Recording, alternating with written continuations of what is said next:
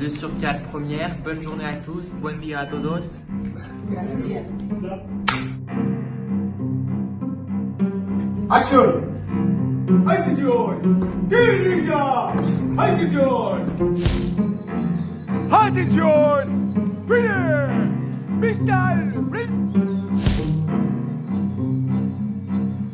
Gracias, Arnovi. Buenos días, camaradas. Buenos días, camarada! Descansen.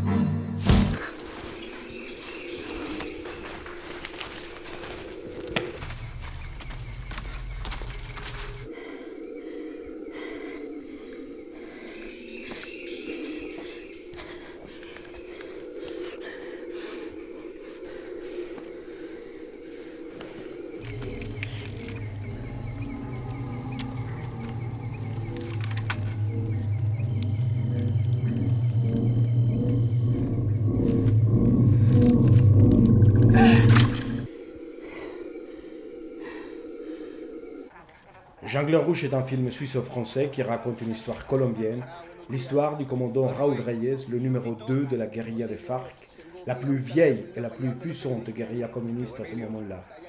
Le commandant Raúl a été tué en 2008 lors d'un bombardement et sa mort marque le début de la fin de cette guérilla. Nous avons construit ce film autour des dizaines de milliers d'emails écrits par Raúl au cours des 6 dernières années de sa vie et retrouvés dans son ordinateur. Raúl est un personnage de cinéma à part entière. Nous avons pensé très tôt au colonel Kurtz d'Apocalypse Now ou à Aguirre dans les films de Herzog. C'est un personnage qui, à mesure qu'il s'enfonce dans la jungle, sombre dans la folie et la paranoïa. Ah, ¿cómo me queda?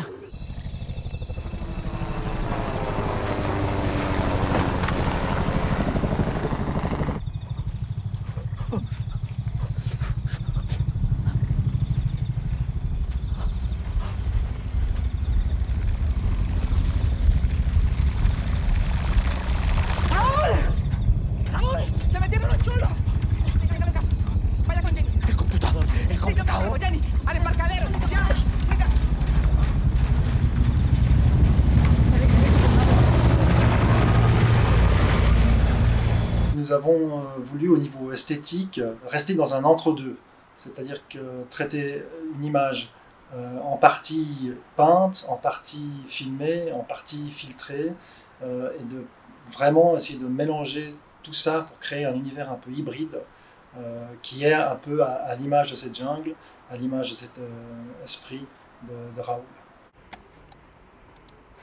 Tout en respectant un certain réalisme, nous avons voulu traiter la jungle comme un personnage, comme si elle était l'incarnation de l'état d'esprit de Raúl. Tour à tour, cette jungle, elle est au début très clairsemée, très ordonnée, ensuite elle devient de plus en plus envahissante, elle devient de plus en plus grouillante, elle devient de plus en plus glauque aussi, de plus en plus maladive, et pour finir, complètement irréaliste et féerique.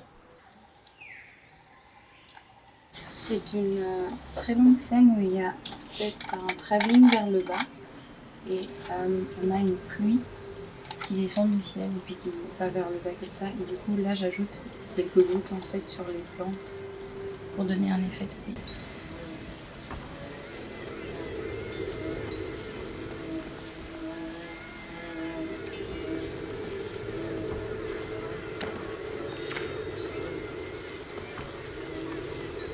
La facteur de l'image, donc on n'a pas voulu faire une image, on n'a pas voulu cacher la vidéo, on n'a pas voulu cacher la peinture, on n'a pas voulu cacher les filtres, on a chaque fois essayé de trouver un équilibre entre ces trois éléments de l'image, mais tout en respectant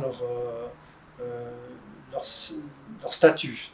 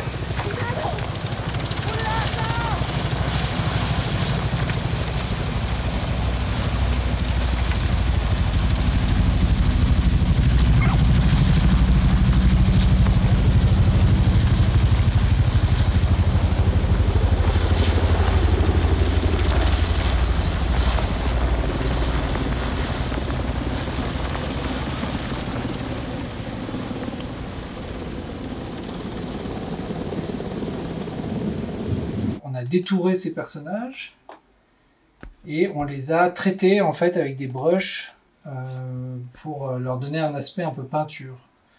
Donc en général, les visages sont traités de manière plus fine que le corps, qui est un peu plus brut. Et après, une fois qu'on a ça, donc on fait un rendu de ces images et ensuite on les intègre à l'intérieur des décors. Et la dernière étape, du coup, c'est l'étape de l'étalonnage où on rééquilibre les plans entre eux, on les retravaille encore. Et ça, c'est ce que je fais moi. Donc voilà, voilà la différence avec le plan d'avant. Donc on a décidé de partir dans quelque chose d'un peu plus fort.